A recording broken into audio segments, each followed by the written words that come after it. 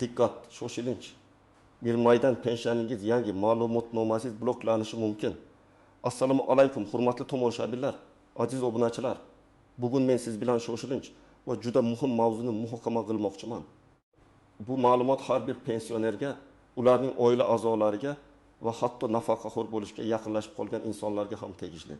Gap shundaki, bir maydan boshlab agar sizda maxsus yangi ma'lumotnoma bo'lmasa, pensioningiz bloklanishi mumkin. Ha, to'g'ri eshitdingiz, bloklanishi mumkin. Bu jiddiy masala va unga beparvo bo'lish og'ir oqibatlarga olib kelishi mumkin. Shuning uchun iltimos, diqqat bilan tinglang va hoziroq ushbu kanalga obuna bo'ling hamda videoga like bosing, toki bu muhim ma'lumot ko'proq odamlarga yetib borsin. Muammoning mohiyati, oldin qanday edi va hozir nima o'zgardi, keling avvalo pensiya tizimi qanday ishlaganiga bir nazar tashlaylik. An'anaviy ravishda aksariyat pensionerlar o'z pensiyalarini har oy belgilangan sanada bank kartalariga yoki pochta orqali naqd pulda olishardi. Jarayon yillar davomida nisbatan o'zgarmas bo'lib kelgan. Pensiya olish uchun sizdan odatda faqat pasportingiz va pensiya guvohnomangiz talab qilinardi. Ba'zida, masalan, bank kartasining muddati tugasa, uni yangilash uchun bankka borish kerak bo'lardi. Lekin bu ham keng tarqalgan holat edi va ko'pchilik bunga tayyor turardi. Tizim sodda va tushunarli edi, garchi ba'zi hollarda, ayniqsa uzoq hududlarda yashovchi yoki jismoniy imkoniyati cheklangan shaxslar uchun qiyinchiliklar tug'dirsa ham. Asosan pensiya olish uchun muntazam ravishda hech qanday qo'shimcha hujjat yoki ma'lumotnoma taqdim etish shart emas edi. Agar shaxsiy ma'lumotlarda o'zgarishlar bo'lmasa yoki huquqbuzarliklar aniqlanmasa, endi esa vaziyat tubdan o'zgarmoqda. Jamiyatimizni raqamlashtirish jarayonlari jadal suratlarda ketmoqda. Va bu pensiya tizimiga ham ta'sir qilmasdan qolmadi. Hukumat tomonidan qabul qilingan yangi qarorga binoan 20 oydan boshlab ayrim toifadagi pensionerlar o'z pensiyalarini uzluksiz olishlari uchun yangi turdagi ma'lumotnoma yoki qayta ro'yxatdan o'tish tartibidan o'tishlari shart qilib belgilandi.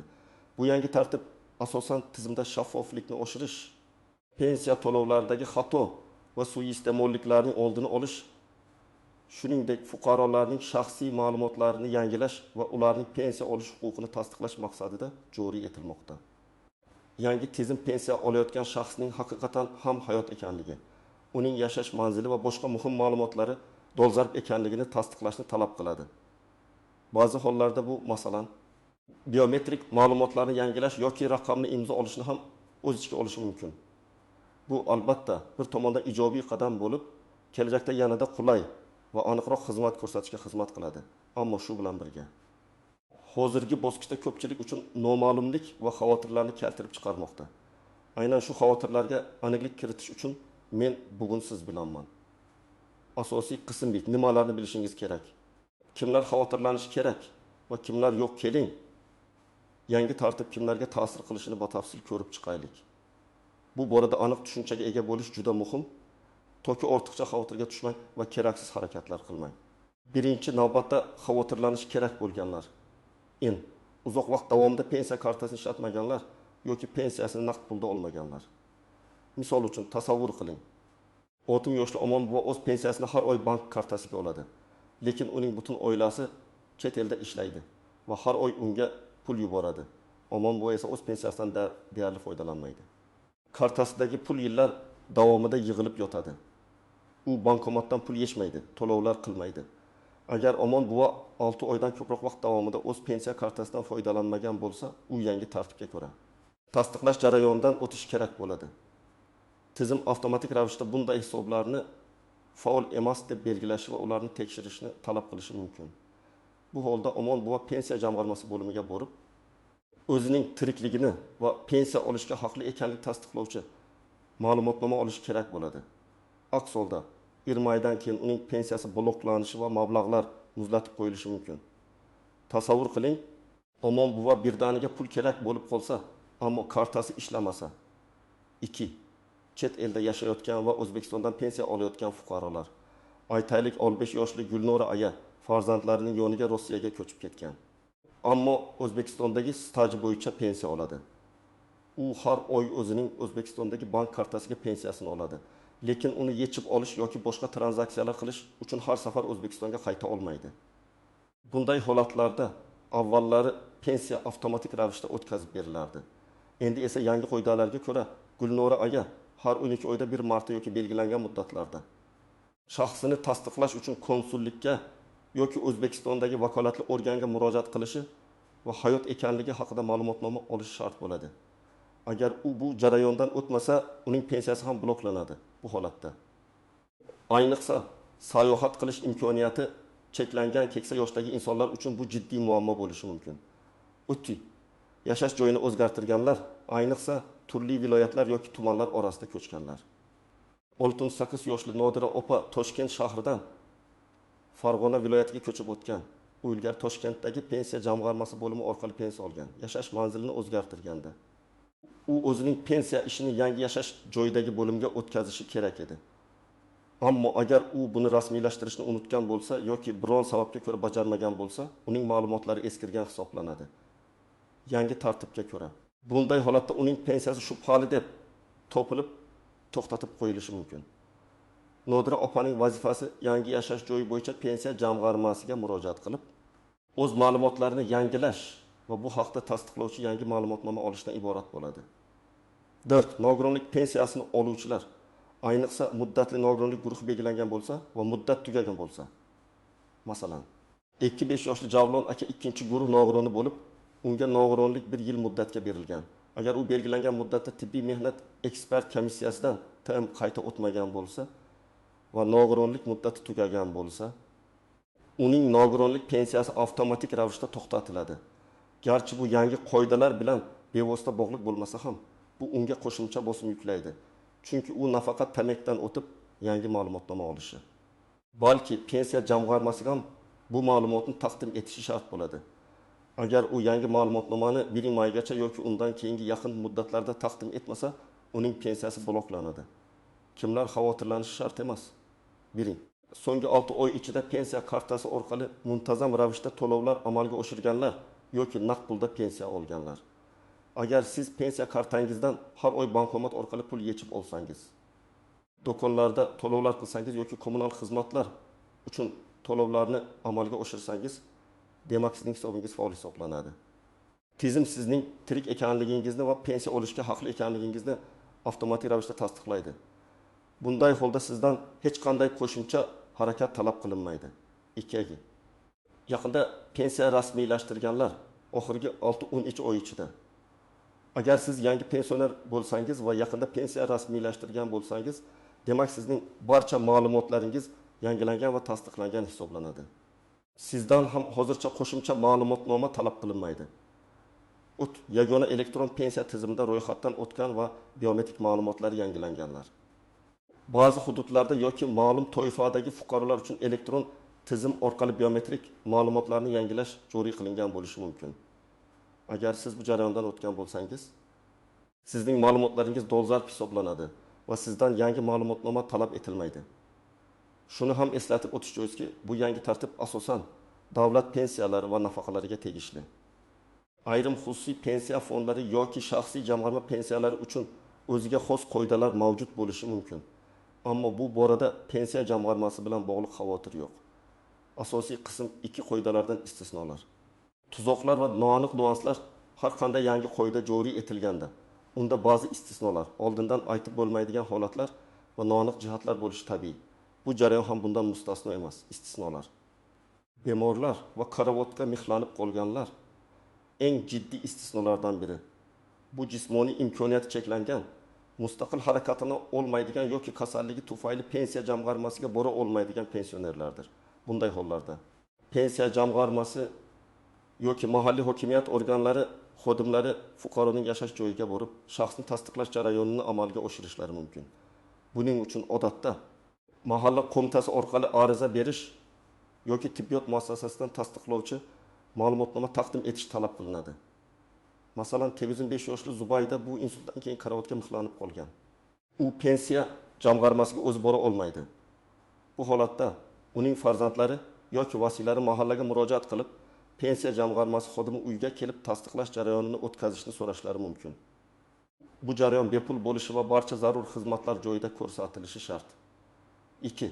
Vasiylik va homiylik ostidagi shaxslar. Agar pensioner vasiylik yoki homiylik ostida bo'lsa, masalan, aqliy rivojlanishida nuqsoni bor shaxs yoki voyaga yetmagan pensioner u holda barcha jarayonlarni uning qonuniy vakili vasi yoki homiy amalga oshiradi. Ular o'zlarining shaxsni tasdiqlovchi hujjatlari va vasiylikni tasdiqlovchi hujjatlar bilan pensiya jamg'armasiga murojaat qilishlari kerak bo'ladi. Lekin shunga qaramay, pensionerning o'zi ham imkon qadar mavjudligini tasdiqlashi lozim. Ba'zan buning uchun u bilan birga pensiya jamg'armasiga borish talab qilinishi mumkin. Yangi tayinlangan pensiyalar yuqorida aytib o'tganimizdek, so'nggi 6 oy ichida pensiya tayinlangan shaxslar uchun bu qoidalar hozircha taalluqli emas. Chunki ularning ma'lumotlari yaqinda yangilangan va tasdiqlangan hisoblanadi. Tuzoqlar va ehtiyot bo'lish kerak bo'lgan jihatlar mavjud. Firibgarlar har qanday yangi tartib firibgarlar uchun qulay imkoniyat yaratadi. Sizga qo'ng'iroq qilib, o'zlarini pensiya jamg'armasi xodimi deb tanishtirib, pensiyangizni bloklanishdan saqlash uchun karta raqamingiz, PIN kodingiz yoki SMS orqali kelgan tasdiq kodini so'rashlari mumkin. Shoshilinch. Pensiya jamg'armasi yoki bank xodimlari sizdan hech qachon bunday ma'lumotlarni so'ramaydilar. Hech qachon shaxsiy ma'lumotlaringizni telefonda notanish shaxslarga bermang. Bunday qo'ng'iroqlarga javob bermang va ularni bloklang. Agar shubhalansangiz, pensiya jamg'armasining rasmiy telefon raqamiga o'zingiz qo'ng'iroq qiling. 2. Noto'g'ri ma'lumotlar va mish-mishlar. Internetda va ijtimoiy tarmoqlarda har doim noto'g'ri yoki buzib ko'rsatilgan ma'lumotlar tarqalishi mumkin. Ishonchli ma'lumotni faqat rasmiy manbalardan, pensiya jamg'armasi sayti, e-davlat xizmatlari portali, banklarning rasmiy sahifalari oling. Mahalla faollari yoki pensiya jamg'armasi xodimlari tomonidan o'tkaziladigan tushuntirish ishlariga ishonch bildiring. Hujjatlar bilan bog'liq muammolar. Ma'lumotnomani olish uchun talab qilinadigan hujjatlar ro'yxati to'liq bo'lmasligi yoki eskirgan hujjatlar bilan borish vaqt yo'qotishiga olib kelishi mumkin. Har doim talab qilinadigan hujjatlar ro'yxatini oldindan aniqlashtiring. Masalan, pasportingiz muddatini tekshiring. Agar eskirgan bo'lsa, uni yangilang. Noaniq nuanslar B. Ma'lumotnomaning amal qilish muddati. Hozircha bu yangi ma'lumotnomaning amal qilish muddati qancha bo'lishi aniq belgilanmagan. Bu har yili qayta tasdiqlash talab qilinishini anglatadimi yoki bir marta tasdiqlash yetarlimi? Bu haqda rasmiy tushuntirishlarni kuzatish kerak. Menimcha, bu hayot ekanligini tasdiqlovchi ma'lumotnoma bo'lsa, u muntazam ravishda. Ehtimol har yili yangilab turilishi talab qilinadi. Bu xuddi davlat xizmatchilari yoki boshqa toifadagi fuqarolar har yili o'z ma'lumotlarini yangilagani kabi bo'lishi mumkin. 2. Elektron shaklda tasdiqlash imkoniyati. Kelajakda bu jarayonni e-davlat xizmatlari portali orqali onlayn amalga oshirish imkoniyati yaratilishi mumkin. Hozirda bu imkoniyat cheklangan bo'lsa ham, texnologiyalar rivojlanishi bilan bu tez orada joriy etilishi kutilmoqda. Agar bunday imkoniyat paydo bo'lsa, men sizga bu haqda darhol ma'lumot beraman. 3. Mablag'lar bilan nima sodir bo'ladi? Agar pensiya bloklansa, yig'ilib qolgan pensiya pullari yo'qolmaydi. Ular maxsus hisobda saqlanadi va siz ma'lumotnomani taqdim etib, pensiyani qayta rasmiylashtirganingizdan so'ng barcha yig'ilgan mablag'lar bir yo'la sizning hisobingizga o'tkaziladi. Biroq bu jarayon biroz vaqt talab qilishi mumkin va bu davrda siz pensiyasiz qolishingiz mumkin. Bu esa moliyaviy qiyinchiliklarga sabab bo'ladi. Shuning uchun vaziyatni bu darajaga yetkazmaslik kerak. Amaliy maslahatlar tomoshabin nima qilish kerak? Xo'sh, endi eng muhim qismga o'tamiz. Bu vaziyatda nima qilish kerak? Qanday qadamlar qo'yish lozim? Mana siz uchun aniq va bosqichma-bosqich ko'rsatmalar. Bir qadam vaziyatingizni aniqlang. Yuqorida sanab o'tilgan xavotirlanish kerak bo'lganlar toifasiga kirsangiz, siz darhol harakat qilishingiz kerak. Agar sizga taalluqli bo'lmasa, baribir ogoh bo'ling va ma'lumotlaringizni tekshirib chiqing. O'z bank kartangizda oxirgi 6 oy ichida qandaydir harakat bo'lgan bo'lmaganini bank ilovasi yoki bankning ishonch telefoniga qo'ng'iroq qilib tekshiring. Agar hech qanday harakat bo'lmagan bo'lsa, siz xavf ostida bo'lishingiz mumkin. 2 qadam rasmiy manbalardan ma'lumot oling. Eng ishonchli ma'lumotni pensiya jamg'armasining hududiy bo'limlaridan, davlat xizmatlari markazlaridan, DXM yoki ularning rasmiy veb-saytlaridan oling. Shuningdek, BIM2 qisqa raqami orqali yagona aloqa markaziga qo'ng'iroq qilib ham savollaringizga javob olishingiz mumkin. Faqatgina rasmiy manbalarga ishoning. 3 qadam zarur hujjatlarni tayyorlang. Yangi ma'lumotnomani olish yoki shaxsni tasdiqlash uchun sizga quyidagi hujjatlar kerak bo'lishi mumkin. pasport asli va nusxasi. Pasportingizning amal qilish muddatiga e'tibor bering. Agar muddati tugagan bo'lsa, uni zudlik bilan yangilang. Eskirgan pasport bilan sizga xizmat ko'rsatishmaydi. Pensiya guvohnomasi asli va nusxasi. Bank kartangiz agar pensiyani kartaga olsangiz, ba'zi hollarda yashash joyi to'g'risidagi ma'lumotnoma, propiska. Vasiylik yoki homiylikni tasdiqlovchi hujjat.